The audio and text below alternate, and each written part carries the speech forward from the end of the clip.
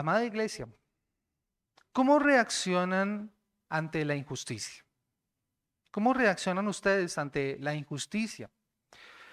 Muchos ante la injusticia lo hacen con indignación, con molestia e inclusive con protesta.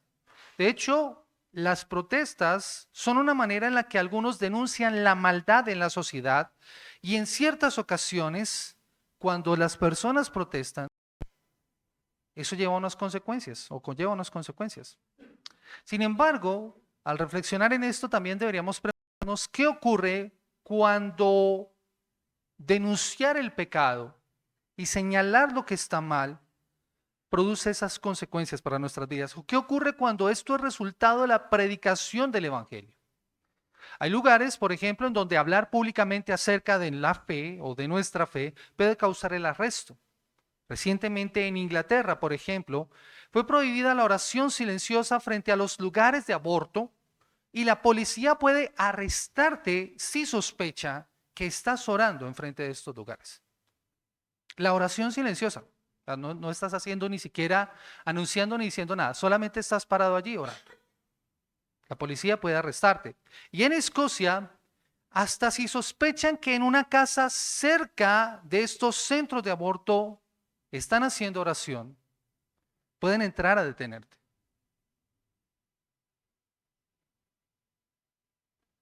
Hoy en día, por ejemplo, hablar acerca de que la homosexualidad es pecado, en muchos lugares puede ser considerado discurso de odio y esto puede causar que las denuncias lleven a la cárcel o a la censura a las personas que hablan acerca de esto.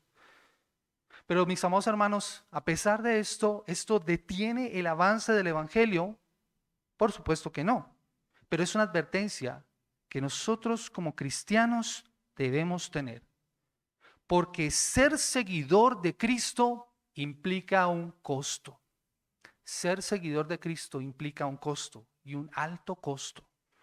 A lo largo de los 6 primeros capítulos que hemos estado estudiando en el Evangelio de Marcos, hemos visto en el capítulo del 1 al 3 el increíble poder y la autoridad de Jesús.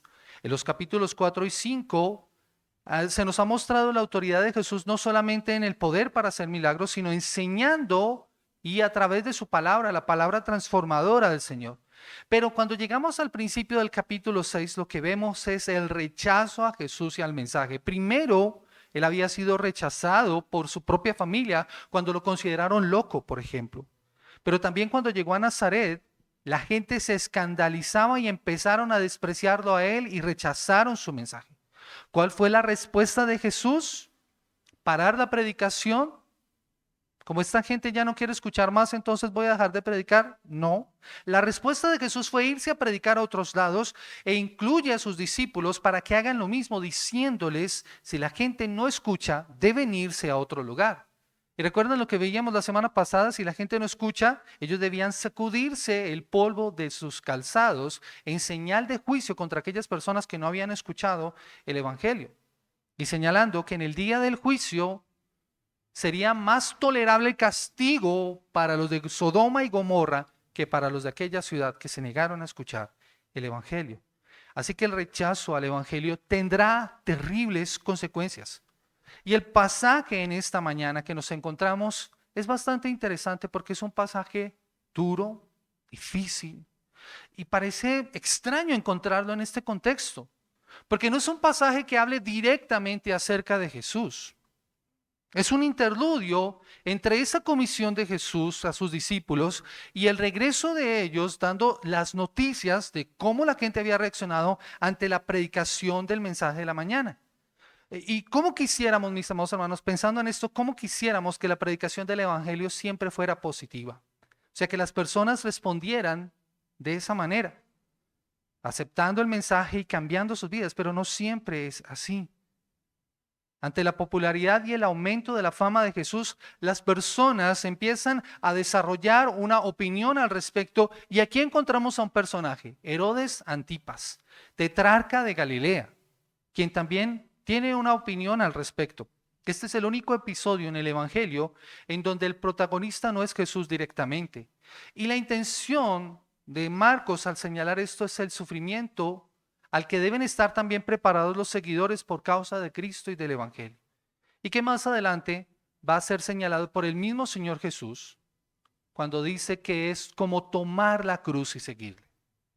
Que nosotros vamos a ver unos capítulos más adelante. Herodes nos sirve a nosotros también para considerar el lamentable resultado de no arrepentirnos de nuestros pecados y la culpa que esto conlleva.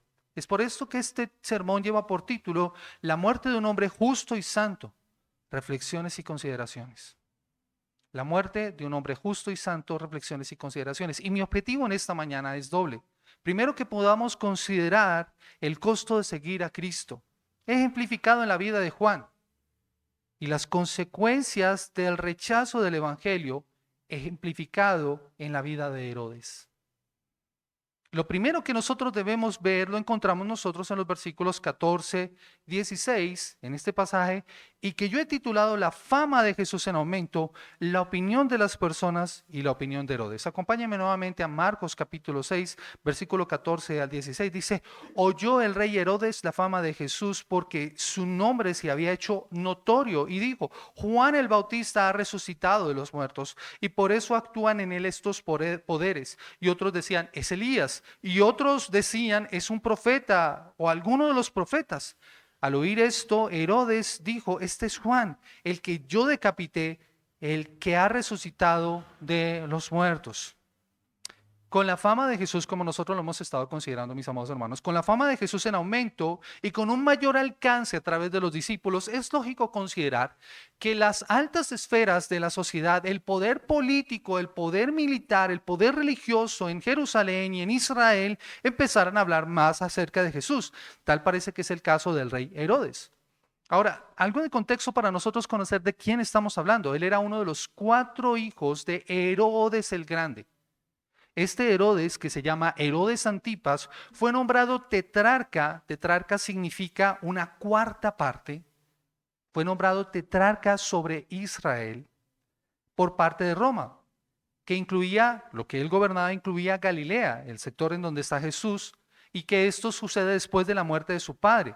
Un hombre sanguinario, Herodes el Grande, un hombre sanguinario que mató a varios miembros de su familia, incluso algunos de sus hijos, por temor a perder el trono, y que gobernaba en la época en la que Jesús nació. Este fue el que mandó a matar a los niños en Belén y en la parte sur de Israel, temiendo al rey de los judíos que había nacido. Este es Herodes el Grande. Así que nosotros nos podemos imaginar podemos visualizarnos de quién estamos hablando. La familia de Herodes era todo menos una familia modelo, como vamos a verlo más adelante. Eran ambiciosos, eran codiciosos de poder. Tanto Herodes Antipas como otros de sus hermanos siempre quisieron tener el reino de su padre, pero nunca lo pudieron tener, solo pudieron tener una pequeña porción de esta. Herodes Antipas es hijo de Herodes el Grande.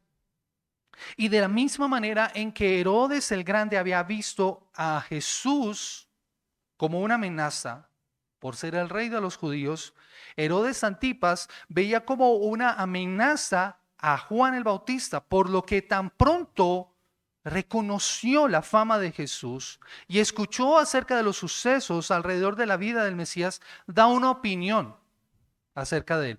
No conocía personalmente a Jesús, no lo había visto. Lo va a ver más adelante, pero aquí ya empieza a hacerse una imagen. Ahora, el testimonio de Marcos es que mucha gente está diciendo cosas acerca de Jesús. Piensen en esto. Todas las personas han empezado a conocer los milagros. La fama de Jesús está en aumento por las obras portentosas que Él está haciendo. Así que la gente empieza a emitir un juicio. Muchos dicen que efectivamente es Juan el Bautista. Otros dicen que es Elías. ¿Por qué Elías? Porque Elías era el precursor del Mesías. Era el que había de venir a preparar el camino anunciado por el profeta Malaquías. Entonces la gente empieza a decir: no, este es Elías. Otros dicen que este es Juan, este es alguno de los profetas antiguos, uno de los grandes profetas de la antigüedad, que habían manifestado el poder. Y con eso están señalando la esperanza que tenían de que Dios iba a hacer algo grande nuevamente en Israel. Recuerden que en el periodo intertestamentario, esos 400 años de silencio desde el profeta Malaquías hasta Mateo, hay 400 años de silencio en donde no se levantó profeta, en donde no hubo anuncios de parte de Dios. Así que la gente estaba expectante de lo que pudiera pasar. Todo parece indicar que la sensación en el ambiente es que algo extraordinario está por ocurrir. Y la gente empieza a hacerse unas ideas. Pero allí está este hombre, Herodes. Herodes, que también tiene una idea acerca de Jesús. Él se suma a las especulaciones acerca de quién es Jesús.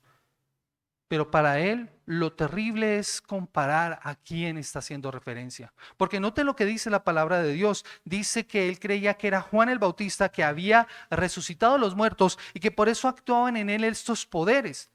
Se creía en esa época que si alguien podía resucitar de los muertos, tendría poderes extraordinarios. Incluso si había muerto de manera violenta, esa persona habría resucitado para poder cobrar venganza y perseguir a aquel que lo había matado. Y esta es la idea que tiene Herodes en su mente. De hecho, su conciencia lo acusa. Noten lo que dice el versículo 16. Al oír esto, Herodes dijo, este es Juan, al que yo decapité, que ha resucitado de los muertos. Esa es su visión acerca de Jesús. La confusión de Herodes vino a ser su propia conciencia, por su propio pecado, que no lo deja ver con claridad quién es en realidad Jesús. Y mis amados hermanos, esto nos enseña algo.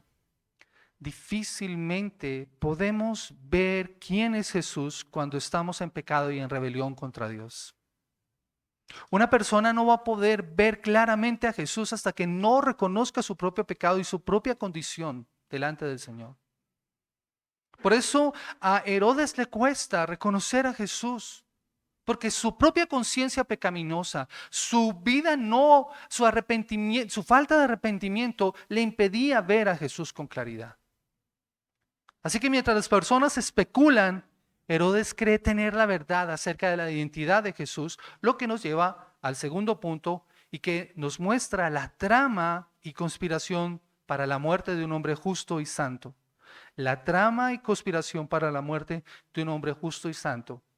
Y que encontramos nosotros en los versículos 17 al 29. Dice la palabra del Señor de la siguiente manera: porque el mismo Herodes había enviado y prendido a Juan y le había encadenado en la cárcel por causa de Herodías, mujer de Felipe su hermano, pues la había tomado por mujer, porque Juan decía a Herodes: no te es lícito tener la mujer de tu hermano. Pero Herodías le acechaba y deseaba matarla y no podía, porque Herodes temía a Juan, sabiendo que era varón justo y santo, y le guardaba a salvo, y oyéndole se quedaba muy perplejo, pero le escuchaba de buena gana.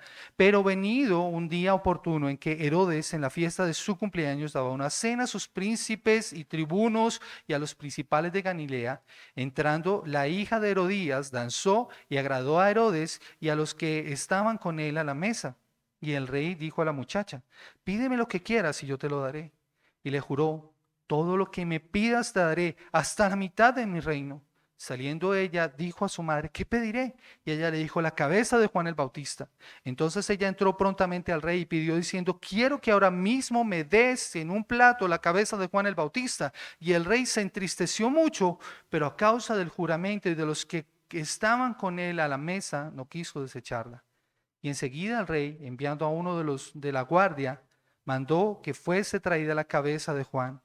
Y el guarda fue, le decapitó en la cárcel y trajo su cabeza en un plato y la dio a la muchacha, y la muchacha la dio a su madre. Cuando oyeron esto, sus discípulos vinieron y tomaron su cuerpo y lo pusieron en un sepulcro. Marcos nos lleva al pasado. Esto es algo interesante porque Marcos está rememorando lo que aconteció con Juan el Bautista, la razón que llevó a la vil ejecución de Juan el Bautista. Al parecer, Juan había denunciado el pecado de Herodes en múltiples ocasiones. ¿Y cuál era ese pecado? Haberse casado con la esposa de su hermano Felipe. Y es bien interesante, la intriga familiar es digna de una novela trágica, de un drama de esos de película. La historia es más o menos así. Los historiadores obviamente pues nos van a dar más detalles, pero yo voy a tratar de resumir lo que está pasando. Herodes Antipas estaba casado hacía más o menos 20 años con la hija de un rey llamado Aretas IV, que gobernaba en una región que se llamaba Nabatea. Ahora, yo le invito a que busque eso en los mapas, en sus Biblias, si tienen algunos mapas. Nabatea está hacia el sector suroriental del Mar Muerto. en la época de Jesús. Felipe, su hermano, vivía como un hombre rico y él estaba casado con Herodías y había tenido una hija con ella que se llamaba Salomé. Ahora, Herodías era hija de Aristóbulo, un medio hermano de Herodes Antipas y de Felipe. O sea, ella era sobrina de Felipe. Y Salomé era hija de Felipe y de Herodías. Al parecer, en una visita de Herodes Antipas, él se enamoró de Herodías y le propone que abandone a su hermano, y ella, seguramente motivada por la ambición, accede con una condición de que Antipas se divorcie de su esposa. Algo así como esto: yo me voy con usted si usted la deja a ella. Y Antipas accede y se divorcia. Algo que de acuerdo a la ley judía no estaba permitido. Los judíos no se podían divorciar así como así, pero de acuerdo a la ley romana sí se podía hacer. Así que ellos se toman desde la ley romana para poder hacer esto, y esto ocurre. Después del divorcio, Herodes Antipas vuelve a Israel, a su reino, pero allí se levanta una guerra, porque el rey, el papá de su antigua esposa, el rey Aretas, entra en guerra tratando de devolverle la honra a su hija. Herodes pierde esa guerra y esto es visto como un juicio de parte de Dios contra Herodes por haber hecho este pecado. Sin embargo, Herodes como que no ve esto y no se arrepiente. Y esta es un poco la historia y el contexto para poder entender lo que está pasando acá. Juan denuncia el pecado de Herodes. Mire lo que dice el versículo 18, porque Juan decía a Herodes: no te es lícito tener la mujer de tu hermano. Eso que tú estás haciendo no es lícito, no es correcto, no es de acuerdo a la ley. Marcos le dice claramente lo que él está haciendo. Y lo que está haciendo Herodes es rebelarse contra Dios actuando de esa manera. Ese es su pecado. Herodes sabe que hace mal. Herodes sabe que está actuando mal. Pero nos dice la palabra del Señor que no se atrevía a matar a Juan porque en el fondo él sabe que lo que él está diciendo es verdad. Y eso ocurre muchas veces en nuestras vidas o en las personas cuando son acusadas de su pecado y de su maldad. No se atrevan a levantar la mano contra su acusador porque su conciencia moral los acusa. Pero ese no era el caso de Herodías. Noten lo que dice el versículo 19 de lo que pasaba con Herodías. Pero Herodías le acechaba y deseaba matarle y no podía. Herodes le teme a Juan porque sabe que está haciendo mal, pero no Herodías. Ella lo odiaba. Y esa es también la actitud de una persona que sabe que está mal, pero se niega a cambiar. Quiere destruir aquello que le impide ser feliz. Ella en este caso se considera la víctima.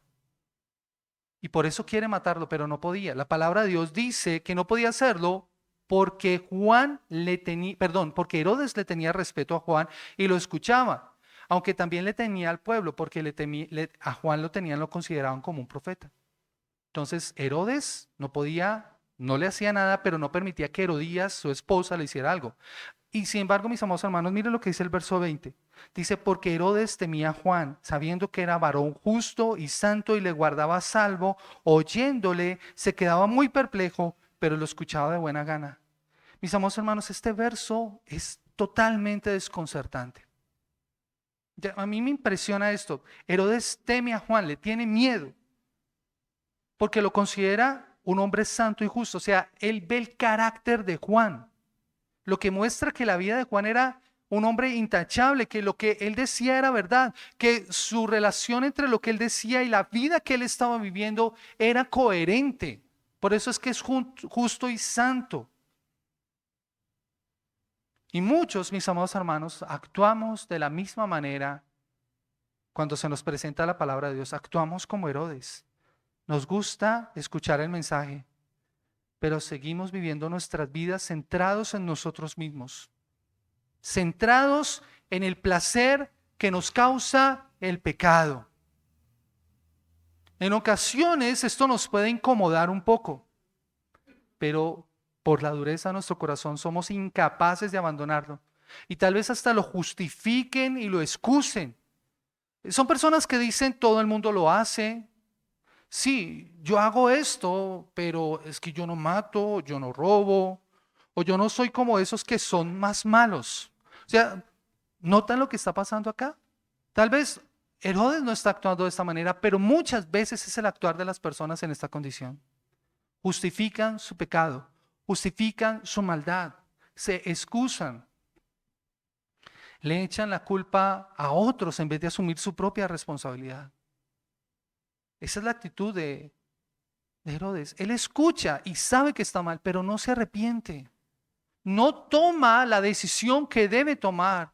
R.C. Sproul lo dice muy bien, la reacción ambivalente de un lado hacia el otro, del tetrarca hacia Juan, que lo veía un hombre justo y santo, es una expresión generalizada.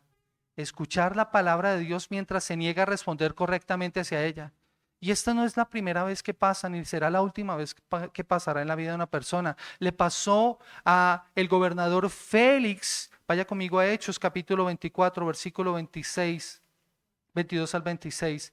Hechos capítulo 24, versículo 22 al versículo 26.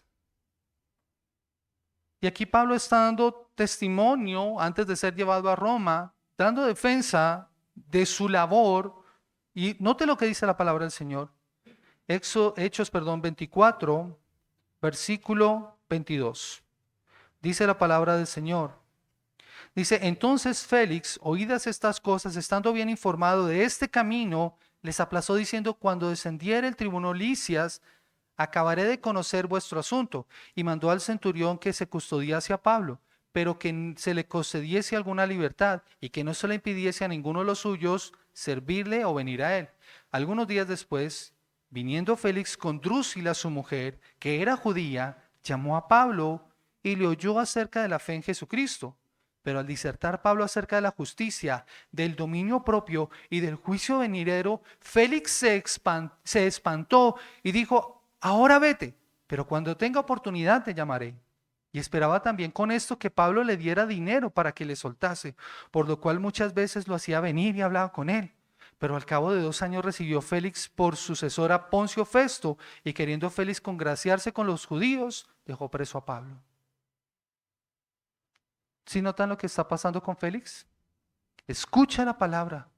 Y Pablo, al igual que Juan, declara el pecado de Félix. Miren lo que dice acerca de la justicia, del dominio propio y del juicio venidero. Ese mensaje que no es popular. Yo creo que si Pablo hubiera hablado a Félix y le hubiera dicho, mira, Dios quiere bendecirte, Dios quiere hacerte próspero, te va a colocar como emperador, las cosas hubieran sido a otro precio. Si Pablo inclusive le hubiera dado plata, pero no fue así. Félix se espanta al escuchar estas palabras, de la misma forma en que le pasó a Herodes. Mis amados hermanos, pregúntate si no estás en la misma actitud tú en esta mañana. Si tal vez tú estás escuchando la palabra de Dios y estás teniendo esta misma actitud, asombrado, espantado, pero no has tomado la decisión que debes tomar en cuanto a tu pecado. Me encanta por eso como lo dice la Nueva Traducción Viviente cuando volvemos al pasaje de Marcos. Dice que a Herodes se inquietaba mucho siempre que hablaba con Juan, pero aún así le gustaba escucharlo. Puede que Herodes sintiera remordimiento por sus malas acciones y por su pecado, pero no estaba dispuesto a renunciar a este. Él lo que siente es remordimiento, pero no se arrepiente de su maldad. Rico Tais dice lo siguiente, el rey seguía escuchándolo aún en la cárcel. Parece que Herodes constantemente iba donde Juan a escucharlo hablar. Todos los días hacía lo mismo, dice Rico Tais. La gente en el palacio debe haber pensado que su rey se había vuelto religioso, escuchando a este extraño personaje predicar del modo en que lo hacía. Herodes temía a Juan, al grado que incluso lo protegía, pero sin embargo, había algo que el rey Herodes no estaba dispuesto a hacer: arrepentirse y dejar su adulterio. No estaba dispuesto a hacer lo que tenía que hacer. Y como ya vimos, Herodías no pensaba lo mismo. Herodías quería matarlo, pero no podías porque Herodes no se lo permitía, no le daba el visto bueno, hasta que por fin llegó la oportunidad. Por eso dice la Biblia de las Américas, el día oportuno, como dice la Nueva Traducción Viviente, tuvo su oportunidad. Y esto fue en la fiesta de Herodes, lo que nosotros encontramos en el versículo 21. La palabra del Señor nos dice que en el día de su cumpleaños, Herodes hizo un gran banquete, organizaron una gran fiesta en su honor. El banquete ofrecido en esta ocasión contaba entonces con la asistencia de las personas más importantes de su gobierno, los herodianos. Las personas más importantes de su gobierno, los nobles y altos funcionarios de su gobierno, seguramente los recaudadores de impuestos más importantes, las personas más importantes de todo su gobierno, estaban también los comandantes de su ejército, los principales de Galilea, que seguramente eran los hombres ricos y poderosos de la región. Estaba lo que se puede decir la crema innata de la sociedad de Galilea allí reunida. Estas fiestas no son como nuestras fiestas. Eran fiestas que eran organizadas solo para los hombres y se prestaban para toda clase de excesos en comida, bebida y diversión no sana. Y de eso se aprovecha Herodías. Herodías conoce lo que pasa en esas fiestas y por eso actúa de esta manera. Y hace algo increíble. O sea, esto yo no creo que una mujer en su sano juicio quisiera enviar a su propia hija para deleitar a los hombres en ese lugar. ¿Y cómo lo hace? Con un baile. Ahora ella, no vayan a pensar que lo que ella bailó, lo que esta joven bailó, fue una danza hermosa de esas de ballet, ¿no? No era el lago de los cisnes ni el cascanueces, no era ese tipo de baile. Marcos nos dice el nombre de esta, no nos dice el nombre de esta chica, ¿no? Pero Josefo sí nos dice cómo se llamaba, Salomé. Y para ese momento tendría unos 15 o 16 años de edad. Y su baile era extremadamente sensual, extremadamente explícito. Y eso dice que agradó a Herodes y a los que estaban sentados con él a la mesa. O sea, fue la entretención en ese momento. Literalmente la palabra que usa es excitó a todos los asistentes. Llevó a este hombre borracho y cegado por la pasión a hablar inclusive más. Noten lo que hace. Pídeme lo que quieras y te lo daré hasta la mitad de mi reino, le dice Herodes. Esa es una promesa más que exagerada en sí misma. Era pura fanfarronería. ¿Por qué? Porque estaba ofreciendo algo que no era suyo. Recuerden que él ha sido puesto por Roma, o sea, el reino a quien le pertenece. Herodes es solamente un títere puesto allí. No tiene nada que ofrecer. Él solamente hace lo que dice el imperio que tiene que hacer. Su título es solamente un nombre. De hecho, cuando Marcos le dice rey, parece ser que lo está haciendo en burla, porque Herodes no es rey, es simplemente un tetrarca. Tiene una porción del reino. Así que lo que él está ofreciendo es algo ridículo. Él no podía disponer a su antojo de lo que él gobernaba. Él era solamente un rey títere de Roma. Pero uno se puede imaginar la escena. Miren, todos riéndose allí en la mesa, totalmente ebrios, dándose palmadas a Herodes en la espalda. Seguro de que Herodes pensó en ese momento, no, esta chica lo que me va a pedir seguramente son joyas, plata, de pronto vestidos lujosos, tal vez algún campo en algún lugar hermoso para que ella pueda construir una casa, algo así pensó. Eso es lo que se le cruzó seguramente en la mente. Pero Salomé va donde su mamá para pedir consejo. De seguro Salomé también pensó en algo lindo para ella. ¿Qué voy a pedir, mamá? Y aquí es donde Herodías aprovecha su oportunidad. No, hijita, esta no es la oportunidad para que tú pidas algo para ti. Lo que vamos a pedir es la cabeza de Juan el Bautista. Vamos a pedir la cabeza de Juan el Bautista. Y noten la influencia de esta mamá sobre sus hijos, sobre su hija. Padres, nunca menosprecien y nunca consideren en poco la influencia que ustedes tienen sobre sus hijos. Y miren hacia dónde los pueden llevar con sus acciones. Miren lo que pasó con Herodías. Cómo ella instrumentalizó a su propia hija.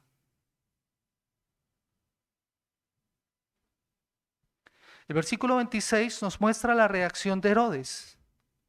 Miren lo que dice la palabra del Señor, versículo 26. Y el rey se entristeció mucho, pero a causa del juramento y de los que estaban con él a la mesa, no quiso desecharla. Miren la reacción de Herodes. Aunque se puso muy triste, yo creo que hasta la borrachera se le debió haber pasado y la sonrisa que antes seguro tenía ya no estaba. La palabra empeñada debe llevarse a cabo. Sus juramentos y su imagen estaban en juego delante de las personas con las que estaba. ¿Qué pensarían de él si no cumplía el juramento? ¿Qué pensarían de él? Herodes es un hombre que le teme a los hombres. Él actúa bajo la presión de otros, pero también era una oportunidad que él podía aprovechar. Herodías tenía la oportunidad para deshacerse de Juan, pero también era una oportunidad para Herodes. Era una oportunidad para Herodes para arrepentirse de su pecado.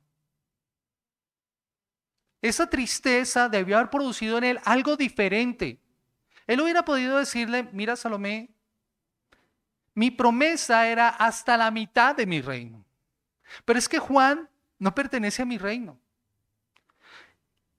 Y aunque tal vez no me guste mucho lo que me diga Juan, no puedo darte eso, no puedo orar mal.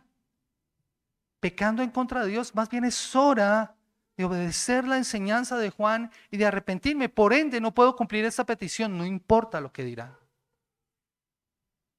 Era la oportunidad para que Herodes hiciera lo que debía hacer. Porque mis amados hermanos, si algo nos muestra que nos estamos rebelando contra Dios, si algo nos muestra nuestro pecado, la respuesta correcta ante esto es el arrepentimiento, hacer un cambio radical y pedirle perdón a Dios. Si tu pecado te está siendo expuesto, lo correcto es decirle, Señor, perdóname. No puedo seguir haciendo lo mismo. Pasa cuando lees la palabra. Pasa cuando escuchas la palabra del Señor. Cuando Pedro predicó su primer sermón en Pentecostés, ¿recuerdan? Ustedes mataron al autor de la vida. ¿Qué hicieron las personas cuando se dieron cuenta de eso? Varones, ¿qué haremos?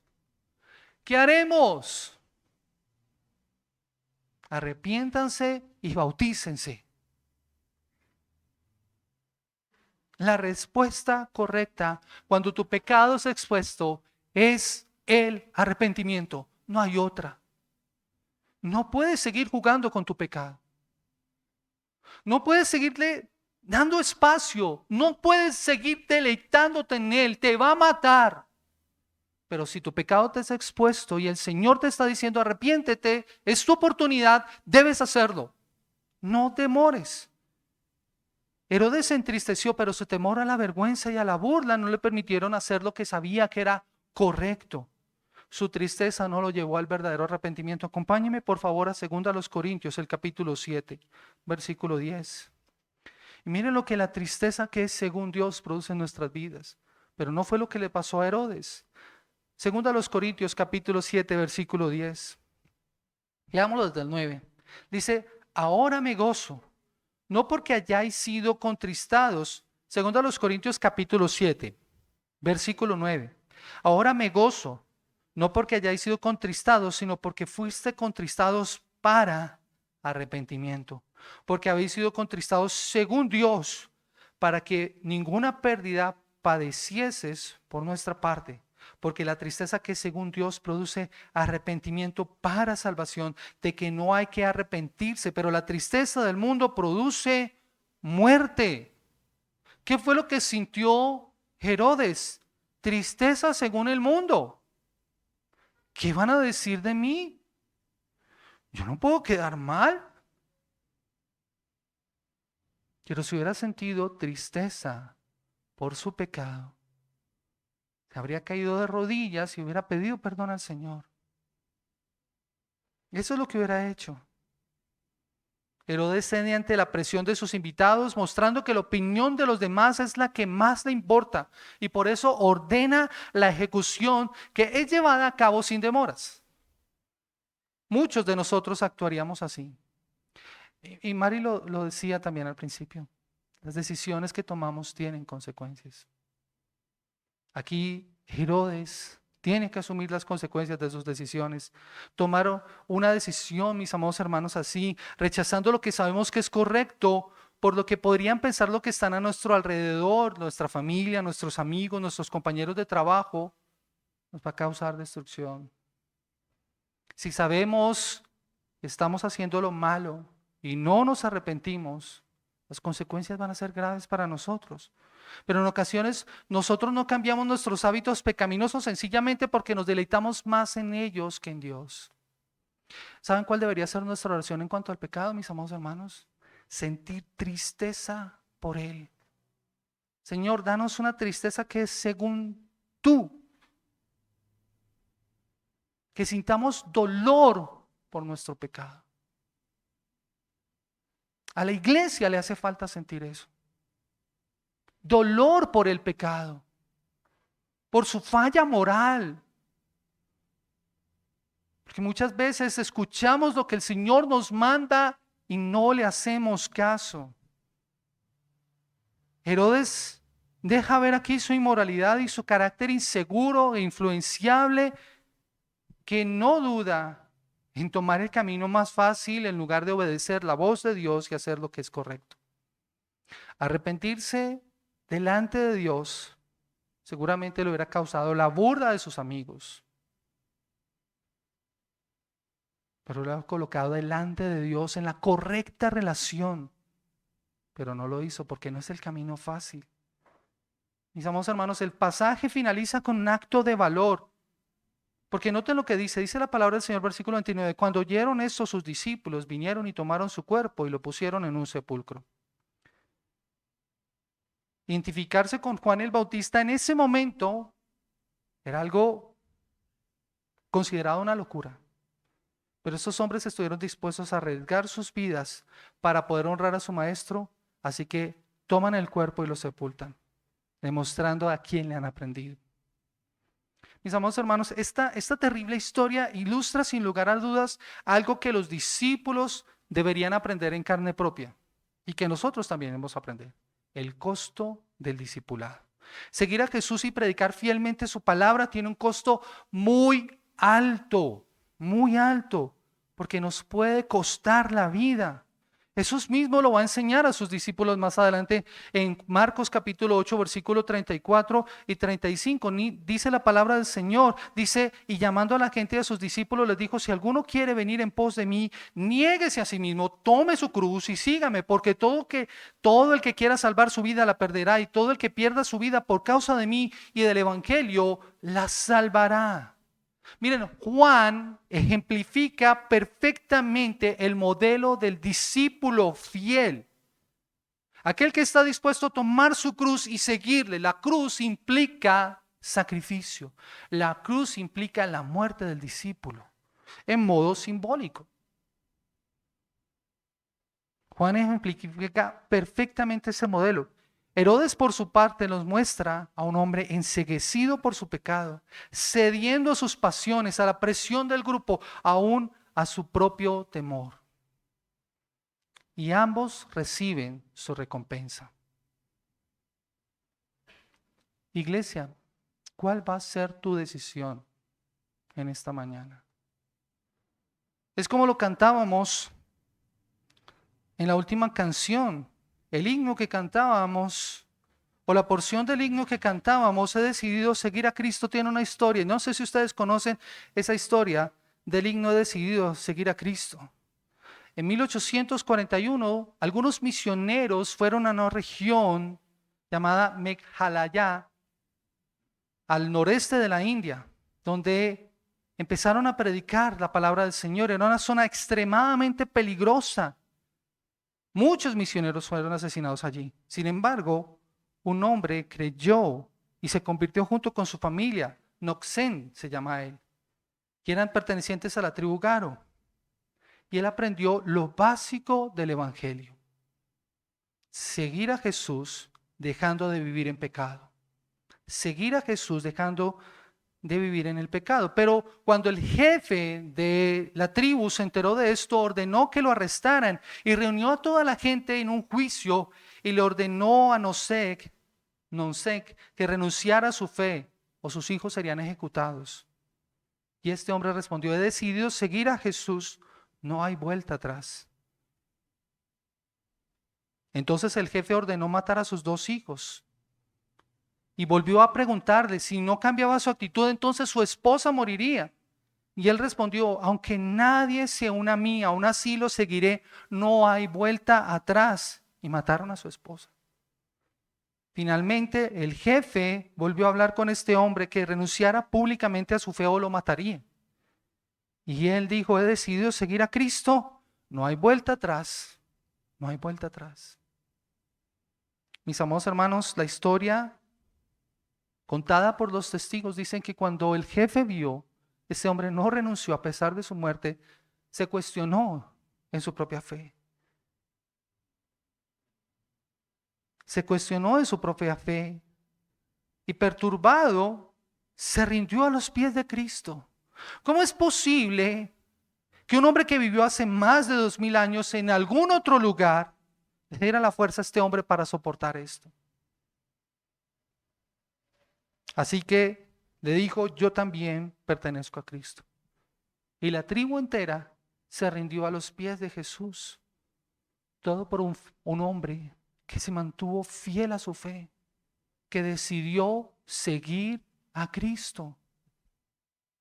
Mis amados hermanos, ¿cuánto valor se requiere para esto? ¿Cuánta convicción se requiere para esto?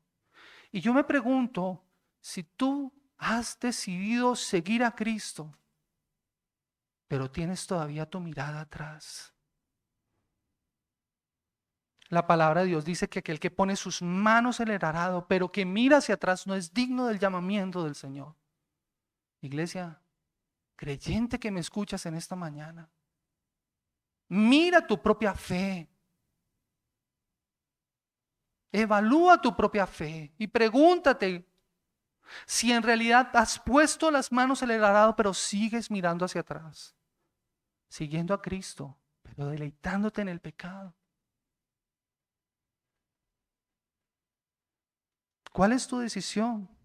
Miren, mis amados hermanos, muchos podrían pensar que la muerte de Juan el Bautista fue una derrota para la fe y para el evangelio. Pareciera que las fuerzas del mal han vencido. No, Herodías venció.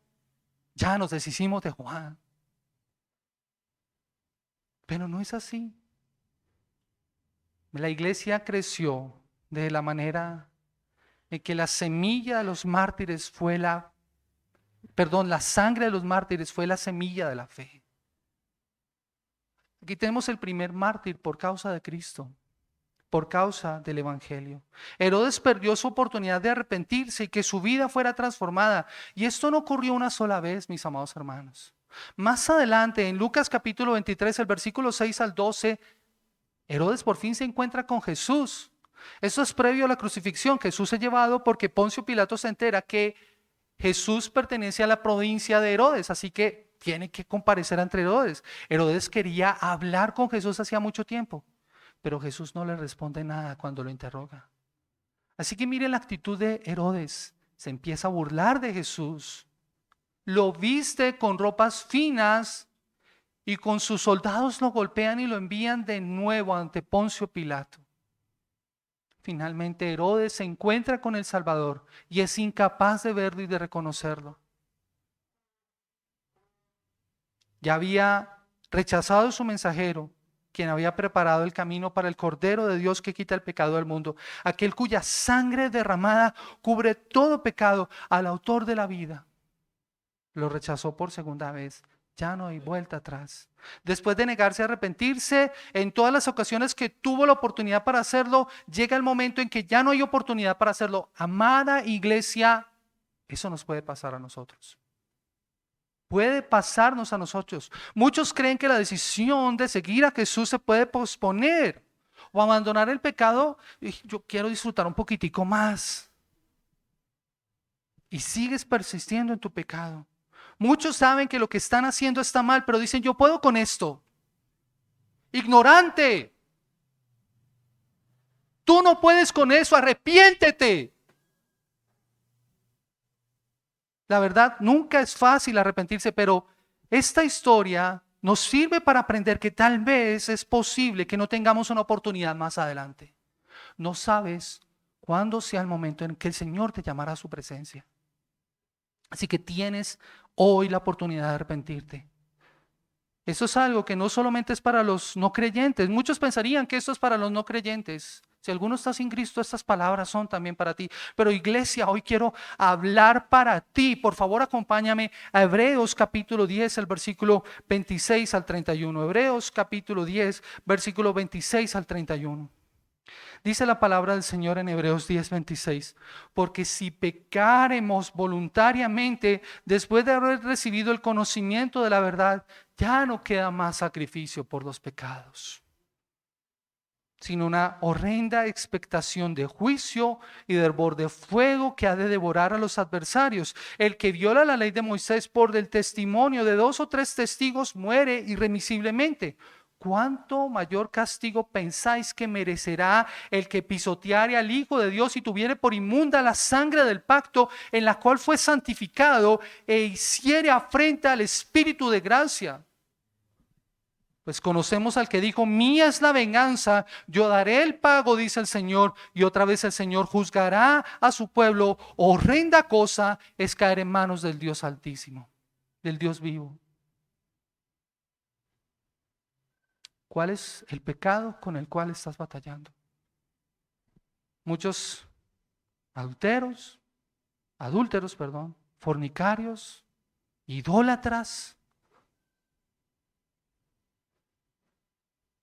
Si el pecado nos es expuesto y sabemos que a Dios le ofende nuestro pecado, lo correcto es arrepentirnos.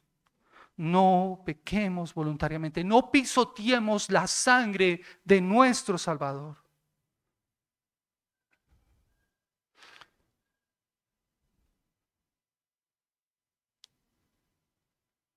Amada iglesia, pero hay esperanza. Hay esperanza. Porque dice la palabra del Señor en Hebreos 10:32, pero traed a la memoria los días pasados en los cuales después de haber sido iluminados, sostuviste gran combate de padecimientos. Por una parte, ciertamente con vituperios y tribulaciones fuisteis hechos espectáculo, y por otra llegasteis a ser compañeros de los que estaban en una situación semejante, porque de los presos también os compadecisteis, y el despojo de vuestros bienes sufristeis con gozo, sabiendo que tenéis en vosotros una mejor y perdurable herencia en los cielos. No perdáis pues vuestra confianza, que tiene grande galardón, porque os es necesaria la paciencia para que, habiendo hecho la voluntad de Dios, obtengáis la promesa, porque aún un poquito y el que ha de venir vendrá y no tardará, mas el justo vivirá por fe, y si retrocediere no agradará a mi alma. Pero nosotros no somos de los que retroceden para perdición, sino los que tienen fe para preservación del alma. ¿Cuál eres tú? ¿Vas a seguir pisoteando la sangre de Cristo o vas a ser de los que perseveran? Mira, Juan el Bautista hizo algo maravilloso. Él siempre apuntó a Jesús. Eso es lo que nosotros necesitamos hacer. Ir a Cristo, ir a Él. Él es el Cordero de Dios que quita el pecado del mundo. Él, por medio de su sangre, nos ha perdonado y nos limpia de nuestro pecado. Él nos puede fortalecer. Así que, mis amados hermanos, hoy es día de salvación. Acompáñame por favor a Romanos capítulo 2, el versículo 4. Romanos 2, versículo 4. Dice la palabra del Señor: o menospreciáis las riquezas de su benignidad, paciencia y longanimidad, ignorando que su benignidad te guía al arrepentimiento. Por favor, hazte esa pregunta en esta mañana. ¿Vas a ignorar el llamado del Señor al arrepentimiento? ¿Vas a ignorar el llamado del Señor que te dice, deja tu pecado?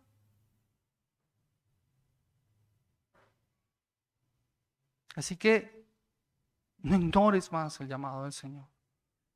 Confiesa tu pecado. Mira, el Señor dice claramente que el que confiesa y se aparta, el que confiesa su pecado y se aparta, alcanza misericordia. No justifiques más tu pecado. No justifiques más tu falta moral. Pídele perdón al Señor. Y que no te vaya a pasar lo de Herodes. Que no te vaya a pasar lo de Herodes. No pierdas hoy la oportunidad de venir a Él nuevamente en arrepentimiento y fe. Para que tu vida sea transformada y renovada. Vamos a orar esta mañana. Soberano Señor y Dios, Rey de toda gloria y majestad, en el precioso nombre de Cristo Jesús, queremos hoy, ante tu presencia, pedir perdón por nuestros pecados y nuestras fallas, Señor. Señor, indudablemente hemos cometido pecado, Señor. Y tal vez no solamente lo hemos cometido, sino que hemos perseverado en un pecado constantemente en nuestras vidas. Y hemos tenido la actitud de Herodes. Y atesoramos para nosotros juicio para el día del juicio. Señor, ten misericordia de nosotros. Ten misericordia de tu iglesia. Ten misericordia de tu pueblo. Porque hoy en día parece que estamos más deleitándonos en lo que es de este mundo y en las pasiones pecaminosas, ignorando el llamado tuyo, Señor. Y sentimos tristeza según el mundo, pero no tristeza según tú. Señor, por eso te pedimos en esta mañana, te rogamos, por favor, produce en nosotros tristeza por nuestro pecado. Tristeza que en realidad nos lleve al arrepentimiento. Dolor, Señor, por nuestras faltas. Ayúdanos, Señor. Porque sólo así podremos vivir una vida santa y recta delante de ti. Para ser hombres y mujeres como lo fue Juan, justos y santos. Que su carácter moral corresponda con sus palabras, Señor. Por eso te pedimos que nos perdones. Por eso te pedimos que nos ayudes, Señor. Por eso te pedimos, Señor, obra en nosotros por medio de tu Santo Espíritu. Coloca en nosotros dolor por este pecado. Y ayúdanos, Señor, para ir a ti en arrepentimiento y fe. Oh Dios de la gloria, gracias por la iglesia en esta mañana. Y gracias por darnos el maravilloso privilegio de podernos acercarnos a ti por medio de la Escritura para poder ver nuestra condición, Señor. No permitas, Señor, te lo ruego, no permitas que salgamos de este lugar endurecidos, sino que en realidad vayamos a ti en arrepentimiento y fe, Señor. Hoy es día de salvación. Hoy es día de salvación para nosotros como iglesia. Señor, ayúdanos a crecer en la verdadera santidad que tú quieres que tu pueblo viva, Señor. Y como lo leía Juan al principio, porque la voluntad de Dios es nuestra santificación, que nos apartemos no solo de fornicación, sino que nos apartemos de todo pecado, Señor. Oh Dios, gracias por obrar en nuestras vidas, Señor. Ayúdanos a vivir esa vida recta, justa y santa, Señor, que tú nos pides que vivamos por medio de tu palabra, Señor. A ti sea dada toda la gloria, todo el honor y toda la alabanza en el precioso nombre de Cristo Jesús. Amén.